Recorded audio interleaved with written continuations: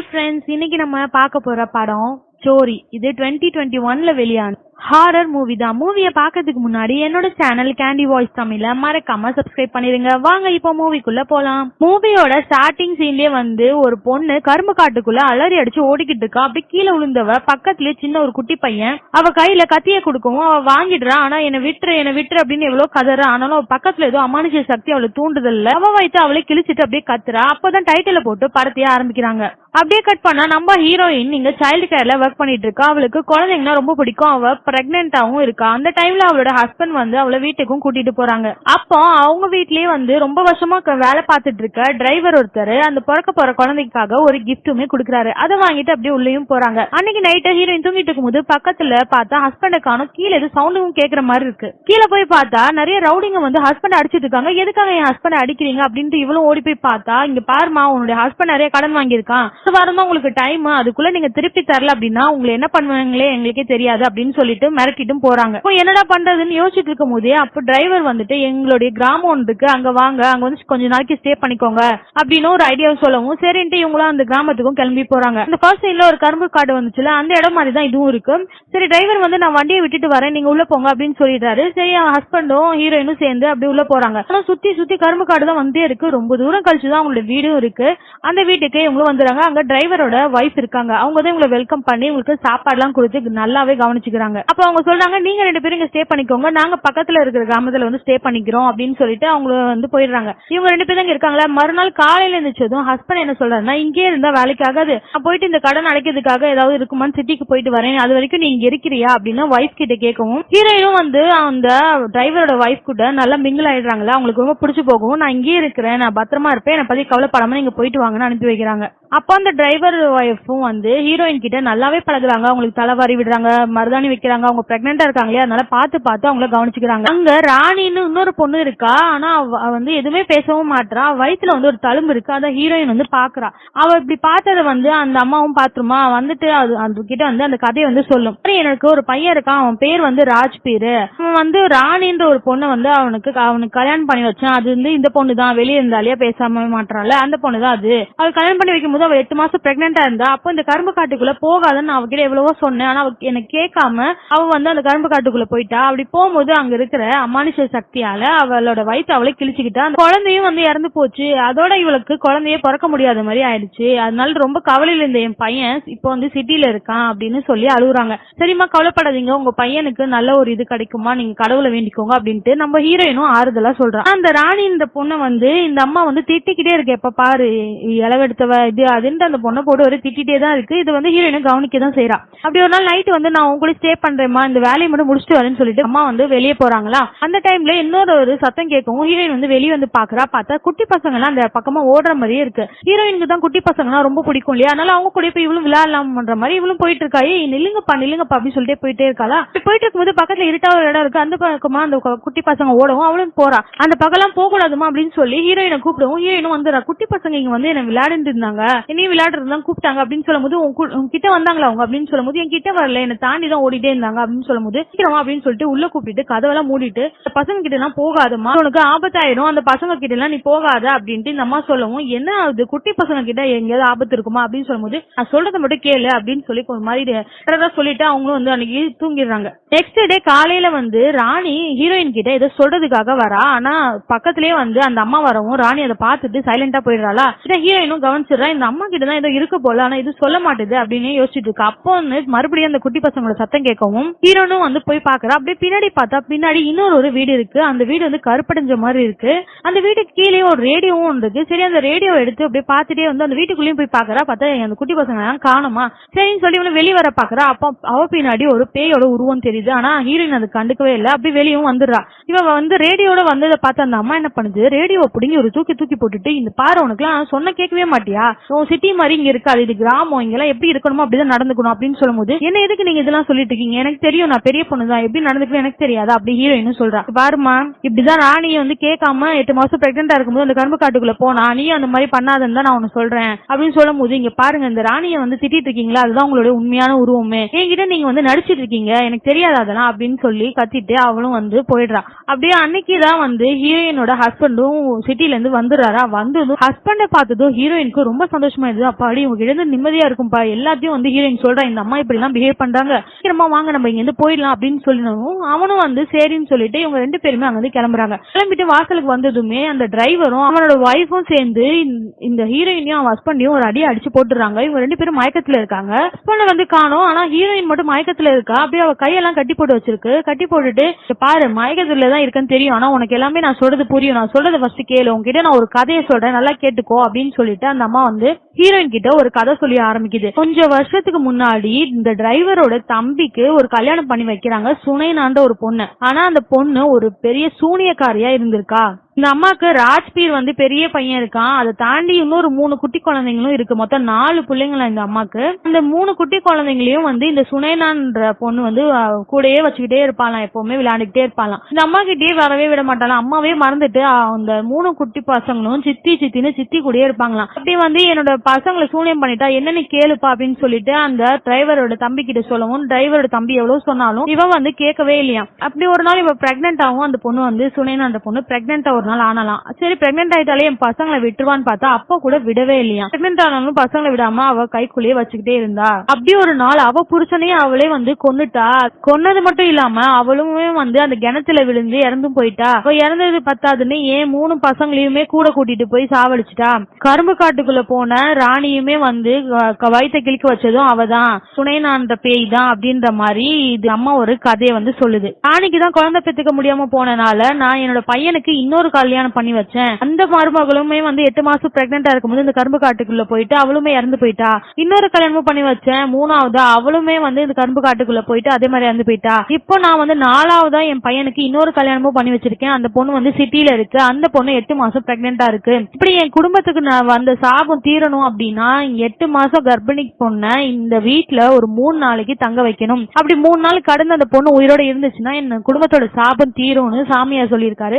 அதே மாதிரிதான் உன்னையே நான் இங்க வந்து வச்சிருக்கேன். நீங்க பாருமா, இங்க நீ 3 நாள் இருந்துட்டோன்னு நீ உயிரோடு இருந்துட்டு இங்க இருந்து கிளம்பி போயிட்டே இருக்கலாம். அப்புறம் இன்னும் ஒரு முக்கியமான விஷயம் இருக்கு, என்னன்னா இங்க நடக்கிற எல்லாமே ஒரு இல்லூஷன் தான், எதையுமே நீ நம்பிராத அப்படின்னு சொல்லிட்டு அந்த அம்மா போயிடுது. இப்படி காலையிலாவது ஹீரோயின் வந்து கட்டெல்லாம் அவுத்துட்டு அப்படியே வெளியே வந்து பார்த்தா யாருமே இல்ல. சரின்னு பார்த்தா பின்னாடில இருந்து ஏதோ ரேடியோட சத்தம் வந்து தன்னாலே கேட்டுட்டு இருக்கு. ஓடி போய் பார்த்தா அந்த ரேடியோ ஆன் ஆயிருக்கு. அதுவே அவள்தான் பயம் வந்துருச்சு ஹீரோயினுக்கு. டக்குனு இந்த பக்கம் ஓடி வந்தவ ஓடி தான் ரூம் எல்லாம் வந்து பூட்டிக்கிறா. பூட்டி பயந்துட்டு அப்படியே படுத்துட்டு இருக்கா. சரி இப்பயே நம்ம படுத்துட்டே இந்த வேலைக்காவது இங்க இருந்து நம்ம எப்படியே தப்பிச்சு போகணுமே அப்படின்னு சொல்லிட்டு வெளியே வரா. வெளியே வந்து அந்த கரும்பு காட்டுக்குள்ளதான் அவ ஓடி போய் பாக்குறா. பார்த்தா எல்லாமே சுத்தி முத்தி அந்த காடு தான் வந்துட்டு இருக்கு. அங்க இருந்து வெளியே போற வழியே வந்து தெரியல. அவ தேடி பார்த்துட்டே இருக்கும் போது இங்க வந்து நிறைய பேர் வந்து அவ எங்க போனா, அவ தப்பிச்சுட்டாரு, அவளை பிடிக்க, அவளுக்கு இன்னைக்கு ஒரு வழி ஆக்கணும் அப்படின்லாம் சொல்லி சத்தம் கேட்கவும் இவன் என்ன பண்றா, டக்குன்னு போயிட்டு அந்த கருப்படைஞ்ச வீடு ஒன்று இருக்கும் இல்லையா, அதுக்குள்ள போயிட்டு கதவை மூடிக்கிறா. இவ ஒளிஞ்சிட்டு இருக்கிறது தெரிஞ்சு கதவை போட்டு அந்த தட்டு தட்டுறாங்க. இவ அப்படி திரும்பி பார்த்தா அங்க அந்த சுனைனான்ற பொண்ணு சொல்லிருப்பாங்களே இந்த அம்மா, அந்த பொண்ணு நின்னுட்டு இருக்கு. அது பயந்தவ அப்படி கீழே டக்குன்னு உட்கார்ந்துடுறா. கதவை உடைச்சிட்டு உள்ள வந்து இந்த டிரைவர் பொண்டாட்டி அவ புள்ள எல்லாருமே உள்ள வந்து இந்த ஹீரோயின் மேல கிருஷ்ணா எல்லாம் ஊத்துறாங்க. அலறா, என்ன விட்டுருங்க அலறனாலும் கேட்காம அவ மேல நெருப்பை பத்திட்டு அங்க இருந்து போயிடுதுங்க. அப்படி நெருப்பு தாங்க முடியாம ஹீரோயினும் கத்துன்னு கத்தவும் டக்குன்னு அப்படி முழிச்சு பார்த்தா எல்லாமே இல்லூஷனா இருக்கு. அவள்தான் ஹீரோயின் அழுது வச்சு வெளியே ஓடி வந்துடுறா. ஓடி வந்தது ஹீரோயினுக்கு சுத்தமா எனர்ஜியே இல்லைங்க, கத்திருப்பாள, அதனால எனர்ஜி சுத்தமா இல்ல. வீட்டுக்குள்ள போயிட்டு ஏதாவது சாப்பிடுறதுக்கு இருக்குமா அப்படின்னு சொல்றா. பார்த்தா சாப்பிடுறதுக்கு ஏதோ ஒண்ணு கடலை வேர்க்கடலை ஏதோ இருக்கு, அதை எடுத்து சாப்பிட்டுட்டு பக்கத்துல வந்து பம்புல தண்ணி அடிக்கிறா. தண்ணி அடிச்சு மூஞ்செல்லாம் வந்து கழுவி அவளை வந்து ஃப்ரெஷ் ஆக்கிக்கிறா.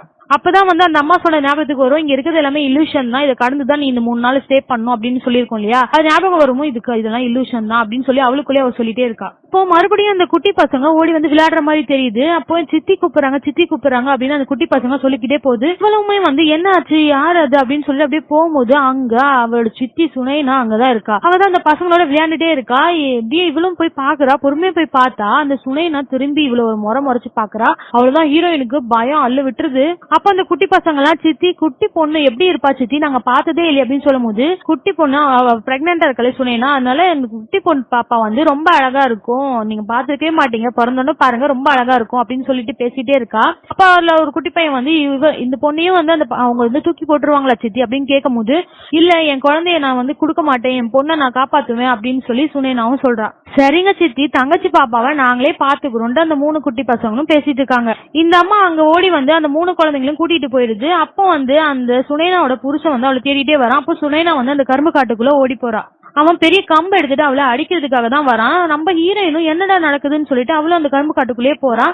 இங்க சுனேனா ஓடிட்டே இருக்கா. அப்போ அந்த புருஷங்காரன் வந்து பெரிய கம்பு வச்சிருப்பான் அவன் வந்து ஹீரோயினை போட்டு அடிக்கிறான். ஹீரோயின் வலி தாங்க முடியாம கத்துறா. அப்படியே பின்னாடி பார்த்தா அந்த இல்லூஷன் மாதிரி இருக்கு. டக்குன்னு பார்த்தா சுனேனா தான் அங்க அடி வாங்கிட்டு இருக்கா. நல்லா போல இந்த கம்பை வச்சு அடிக்கவும் இந்த சித்தியை வந்து ரொம்ப பிடிக்கலையா குட்டி பசங்களுக்கு. அதனால இந்த 3 குட்டி பசங்களும் ஓடி வந்து சித்தி கிட்ட கத்தியை நீட்டுதுங்க.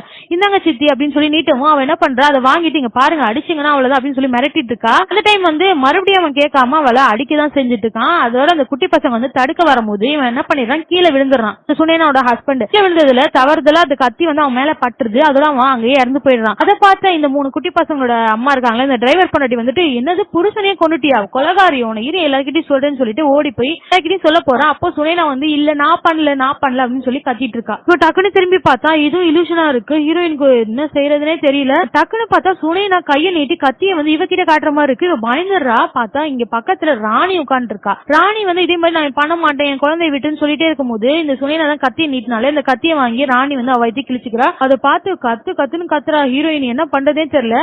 இந்த பக்கம் திரும்பி பார்த்தா இன்னும் 2 மருமகன்னு இந்த மாதிரி சொல்லியிருக்கோம் இல்லையா அந்த 2 பேருமே அங்க இருக்காங்க. அவங்க வயிற்றையே அவங்களும் கிழிச்சுக்கிறாங்க. அவ்வளவுதான் ஹீரோயினுக்கு பயம் விட்டுருது. என்ன பண்றதே தெரியாம விறு வீட்டுக்குள்ள வந்து கதவெல்லாம் மூடிட்டு அப்படியே கப்சுப்னு படுத்து கிடக்குறா. இங்க இருந்து என் பிள்ளையும் நானும் பத்திரமா இங்க இருந்து வெளியே போகணும் அப்படின்னு ஹீரோயின் வந்து மனசுக்குள்ள சொல்லிட்டே இருக்கா. அவ படுத்துட்டு இருக்கா இல்லையா அந்த வீட்டுக்கு பின்னாடியே ஜன்னல்ல ஒரு சின்ன ஓட்டு இருக்கும். அது வழியா நெருப்பு எரியுது தெரிய வருது. இப்ப டக்குனு ஹீரோயின் என்ன பண்றா அவளை நெருப்பு எல்லாம் ஊத்தி சாவடிக்காதீங்க அவ வந்து கொலை எல்லாம் பண்ணவே இல்ல அப்படின்னு சொல்லிட்டு அங்க போய் பார்த்தா அங்க எதுவுமே இல்ல. அங்க எல்லாமே இலூஷனா இருக்கு. டக்குனு ஹீரோயினுக்கு புள்ள பெத்துக்கிற அந்த வலி வந்துருச்சு. அவ்வளவுதான் அவளால தாங்கவே முடியல. வலி தாங்க முடியாம கத்துன்னு கத்திடுறா. கடைசியா வந்து புள்ளையும் பெத்துறா. புள்ள பெத்ததும் அப்படியே மயக்கத்துல இருப்பாங்களே அப்படியே பார்த்தா குழந்தையோட கால் மட்டும் அப்படியே தெரியுது. அந்த காலை அப்படியே தொட்டு அப்படியே ஹீரோயின் பாத்துட்டே இருக்கும்போது இங்க பக்கத்திலேயே வந்து நெருப்பு எரிஞ்சு போன மாதிரி ஒரு உருவம் அங்கேயே பக்கத்துல படுத்துட்டு இருக்கு. அது வந்து அந்த குழந்தைய அதுவும் புடிச்சிட்டு இருக்கு. ஹீரோயின் பக்கத்துல இருக்கா. அந்த 3 குட்டி பசங்களுமே அங்க இருக்காங்க. அந்த எரிஞ்சு போன நிலையில இருக்கிறது அந்த சுனேனா பொண்ணுதான். இந்த குட்டி பசங்க நாங்க இந்த குழந்தைய பாத்துக்கிறோம் சித்தி நீங்க கவலைப்படாதீங்கன்னு அப்படியே சொல்லிட்டு இருக்கும் போது ஹீரோயின் டக்குன்னு எஞ்சி பார்த்தா குழந்தைய காணும். எங்க போச்சு என் குழந்தைய காணுமே அப்படின்னு சொல்லிட்டு இவ தேடி போயிட்டே இருக்கும் போது அந்த கரும்பு காட்டுக்குள்ளதான் போனா அந்த இடத்துல வந்து ஒரு ஆள் வந்து குழந்தைய அப்படியே அங்க ஒரு கிணறு இருக்கு அதுக்கு மேல அப்படியே வச்சுட்டு நிக்கிறான். அவள் பார்த்தவன் என் குழந்தைய கொடுங்க என்ன பண்றீங்க ஓடி போகும்போது இந்த டிரைவர் பொண்டாட்டி வந்து அவளுக்கு பிடிச்சது இருமா எங்க போற நில்லுங்க அப்படின்னு சொல்லிட்டு இந்த டிரைவர் சொல்றான் இதெல்லாம் சம்பிரதாயம் இது பண்ணிதாகணும் அந்த குழந்தைய சீக்கிரம் கீழே போடுற ராஜ்பீர் அப்படின்னு சொல்லவும் அப்படி என் குழந்தைய எதுவும் பண்ணாதீங்கன்னு ஹீரோயின் எவ்வளவு கத்துறா. ஆனாலும் வந்து அவங்க கேட்கவே இல்ல குழந்தைய கீழே போட்டுறாங்க. அப்போ அந்த டிரைவர் என்ன சொல்றாருன்னா இந்த வருஷம் விளைச்சல் நல்லா வரும் ஏன்னா சம்பிரதாயம் நடந்து முடிஞ்சிருச்சுல அப்படின்லாம் சொல்லிட்டு வரவும் நம்ம ஹீரோயினும் அப்பதான் ஓடி போய் அந்த கிணத்துல பாக்குறாங்க. அந்த குழந்தை மாதிரியே நிறைய பச்சை குழந்தைங்களை தூக்கி போட்டு வச்சது தெரிய வருது. அவ்வளவுதான் ஹீரோயின் உறைஞ்சு போய் அப்படியே நிக்கிறா. அவ வயிற்று அப்ப தொட்டு பார்த்தா அவ குழந்தையெல்லாம் அவ பெத்துக்கவே இல்ல. இன்னும் வந்து பிரெக்னென்ட் ஆன வழியே வரல. அவளுக்கு வந்ததெல்லாம் இதுவுமே வந்து ஒரு இல்யூஷனா தான் வருது. இவ்வளவு நேரம் நடந்ததெல்லாம் இல்யூஷனா தான் இருக்கு. ஆனா அதுவே அவளுக்கு மனசுக்கு ரொம்ப கஷ்டமா இருக்கு. என்ன பண்றதுன்னே தெரியாம இருக்கும் போதுதான் இப்பதான் இங்க ரியலான விஷயமே நடக்க போகுது. அந்த ரேடியோல மறுபடியும் வந்து பாட்டு பாடுற மாதிரி சவுண்ட் கேக்குது. அப்படியே பின்னாடி பார்த்தா 3 குட்டி பசங்களும் அங்கதான் நின்னுட்டு இருக்காங்க. அவங்களுடைய மூஞ்ச பார்த்தாலே தெரியுது அவங்களும் வந்து பேயோட உருவத்துலதான் நிக்கிறாங்க. அப்படியே திரும்பி பார்த்தா அங்கதான் உண்மையான சுனேனாவோட பேய் உருவத்தை ஹீரோயின் பார்த்து மிரண்டு போறா. அப்போ அந்த குட்டி பசங்க கத்திய நீட்டுதுங்க. அந்த கத்திய ஹீரோயின் வாங்கிடுறா. இல்ல என்னை விட்டுரு பிளீஸ் என்னை விட்டுரு அப்படின்னு ஹீரோயின் எவ்வளவோ கத்துறா. அந்த பேய் வந்து அவளை விடவே இல்ல. அதுவும் வந்து நம்ம பயங்கரமா கத்துது. ஹீரோயினை விட ஹீரோயினால எதுவுமே செய்ய முடியல. அப்படியே வயிற்று கிழிக்கிற மாதிரி கத்தி அழுறா ஹீரோயின். அப்படியே கட் பண்ணா நெக்ஸ்ட் டே மார்னிங் வந்து ஹீரோயின் அந்த கத்தியை வச்சுட்டு பிரெக்னெண்டா தான் இருக்கா. எதுவுமே வயிற்றெல்லாம் கிழிக்கல. அங்கதான் உட்கார்ந்துட்டு இருக்கா. அப்போ டக்குன்னு அந்த டிரைவரோட வைஃப் அப்புறம் வந்து ஹீரோயின் ஹஸ்பண்டும் வந்து அங்க வந்துடுறான். அப்போ அந்த டிரைவரோட பொண்டாட்டி எங்களோட குடும்பத்தோட சாபத்தையே தீர்த்துட்டமா அப்படின்லாம் சொல்லி பாராட்டவும் அந்த சுனேனா போய் தொலைஞ்சிருச்சா எனக்கு ரொம்ப நல்லதா போச்சு அப்படின்னு சொல்லும் போது ஹீரோயின் சொல்றா இல்ல சுனேனா வந்து போகல. இந்த கரும்பு காடு ஃபுல்லா அவளுடைய கதறல் சத்தம் வந்து கேட்டுக்கிட்டே தான் இருக்கும் அப்படின்ற மாதிரி ஹீரோயின் சொல்றா. அன்னைக்கு நைட் என்ன ஆயிருக்கும்னா சுனேனா வந்து கத்துவா இல்லையா, அப்போ இவளால வந்து தாங்க முடியாம வயிற்ற கிழிக்கலான்னு போகும்போது, இங்க பாரு உனக்கான நீதியை நான் வாங்கி தரேன், உன்னுடைய விஷயங்கள் எல்லாத்தையும் நான் வெளியே சொல்றேன், உன் மேல தப்பு இல்லைன்றத நான் ஊருக்கெல்லாம் வந்து நிரூபிக்கிறேன், என்னை தயவு செய்து விட்டுரு, என்னோட குழந்தையும் விட்டுரு, இனிமேல் எந்த ஒரு அம்மாவுக்கும் இந்த மாதிரி ஒரு விஷயம் நடக்கவே கூடாது அப்படின்லாம் சொல்லவும் அவளுக்கு நடந்த அந்த அநீதிக்கு அவளுக்கு நீதி கிடைக்கணும்னு சொல்லவும் ஹீரோயினையும் வந்து அவ ஒண்ணுமே பண்ணாம அழுதுட்டு அங்க இருந்து அந்த பேயும் வந்து போயிடுது. அதுதான் அன்னைக்கு நைட்டு நடந்திருக்கும். அப்படியே ஹீரோயின் வந்து இங்க உட்காந்துட்டு உங்ககிட்ட எல்லாத்தையுமே சொல்லிட்டு இருக்கா. அவ 8 மாசம் பிரெக்னெண்டா இருந்தப்போ நீங்க வந்து அவளை வயிற்ற கிழிக்க சொல்லி அந்த குழந்தைய எடுத்து பலி கொடுக்கறதுக்காக சொல்லியிருக்கீங்க. அவ அதை பண்ண மாட்டேன்னு சொல்லிட்டு இருந்திருக்கா. அந்த டைம்ல தான் தெரியாம தான் கத்தி வந்து அவ ஹஸ்பண்ட் மேல பட்டிருக்கு. அதை நீங்க அவ கொன்னுட்டான்னு சொல்லி எல்லாருக்கிட்டையும் பரப்பியிருக்கீங்க. அப்படிலாம் வந்து அவளை பத்தி ஹீரோயின் சொல்றா. அவளை அது மட்டும் இல்லாம ஓடி வந்து ஒளிஞ்சவளை கிருஷ்ணாயில ஊத்தி எரிச்சு அவளை கொன்றிருக்கீங்க. அந்த நிலைமையிலயும் அவளுடைய குழந்தைய அவ பெத்து எடுத்திருக்கா. அந்த குழந்தைய அப்ப கூட விடாத உங்களை மாதிரி இறக்கம் இல்லாதவங்க அந்த குழந்தைய கொண்டு நீங்க கிணத்துல போட்டிருக்கீங்க. அவ நம்ம குழந்தைய உயிரோட இல்லையேன்னு சொல்லிட்டு அவளுமே வந்து அந்த கிணத்துல வந்து செத்து போயிருக்கா. எங்க 3 பசங்களே கொண்டதே அவதான் அப்படின்ட்டு அந்த டிரைவர் கொண்டாடி சொல்லும் போது, உங்க பசங்க அவ கொல்லல, சித்தியை காப்பாத்தலாம்னு சொல்லிட்டு தான் இந்த பசங்களும் இந்த கிணத்துல விழுந்து செத்து போயிருக்காங்க அப்படின்ட்டு ஹீரோயின் சொல்றா. அப்போ அங்க அந்த டிரைவர் சொல்றாரு, இங்க பாரு இந்த முட்டாள்தனமான கதையெல்லாம் இங்க சொல்லிட்டு இருக்காது அப்படின்னு சொல்லும் போது, எது முட்டாள்தனம், சடங்குன்ற பேர்ல பெண் குழந்தைய பலி கொடுக்குறீங்களே இதுதானே முட்டாள்தனம் அப்படின்ட்டு ஹீரோயின் சொல்றா. அப்போ அந்த டிரைவர் பொண்டாட்டி என்ன சொல்றானா, அந்த பேய் வந்து இவன் மேல ஏறிடுச்சு போல, அதான் இப்படி பெனாத்திட்டு இருக்கா, ராஜ்பீரோட 2 பொண்டாட்டிங்களையும் வந்து அவதான் கொண்டிருக்கா அப்படின்னு சொல்லும் போது, ராஜ்பீரோட பொண்டாட்டிங்களை அவ கொல்லல, அவளுக்கு நடந்த அநியாயத்தை பத்தி தான் வந்து சுனேனா சொல்ல வந்திருக்கா, அதை தெரிஞ்சுக்கிட்டவங்க எங்க வெளியில போய் சொல்லிடுவாங்கன்னு சொல்லிட்டு நீங்க தான் அவங்க 2 பேத்தையும் வந்து கொண்டிருக்கீங்க. ராணி வந்து யாருக்கிட்டையும் எதுவுமே பேசாம சைலண்டா இருக்கவும் ராணி ஒன்னும் பண்ணாம விட்டுருக்கீங்க அப்படின்ற ஒன்னொன்னா ஹீரோயின் அவங்களுடைய உண்மைகள் எல்லாம் சொல்லிட்டே இருக்கவும் அவங்க மூஞ்செல்லாம் அப்படியே மாறி போகுது.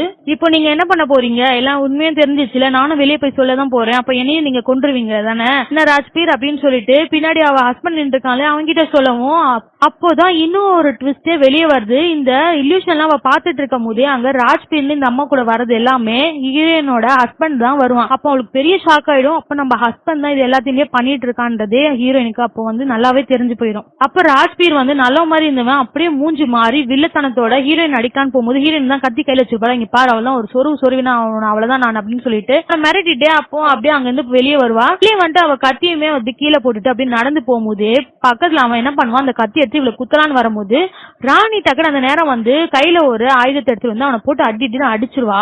இதே ஹீரோயினும் வந்து அங்க இருந்து அப்படியே வெளியே வந்துட்டே இருப்பா. ஆனா வலி தெரியாதுல ஹீரோயினுக்கு. அப்போ அந்த குட்டி பசங்க இருப்பாங்க இல்லையா, அந்த குட்டி பசங்க தான் ஹீரோயினுக்கு வலியுமே சொல்லுவாங்க. அந்த வழியா வந்து ஹீரோயின் அப்படியே இந்த பெரிய சூழ்ச்சியில இருந்து விடுதலை கிடைச்ச மாதிரி ஹீரோயின் அப்பதான் மன நிம்மதியோட அங்க இருந்து வெளியே போவா. ஹீரோயின் கூடயே வந்து ராணியுமே அடிச்சு போட்டுட்டு அவளுமே ஹீரோயின் கூடயே வெளியே வந்துருவா. அப்படியே இந்த கதையும் வந்து முடியுது. இந்த படம் உங்களுக்கு பிடிச்சிருந்தா லைக் பண்ணுங்க, ஷேர் பண்ணுங்க, சப்ஸ்கிரைப் பண்ணுங்க.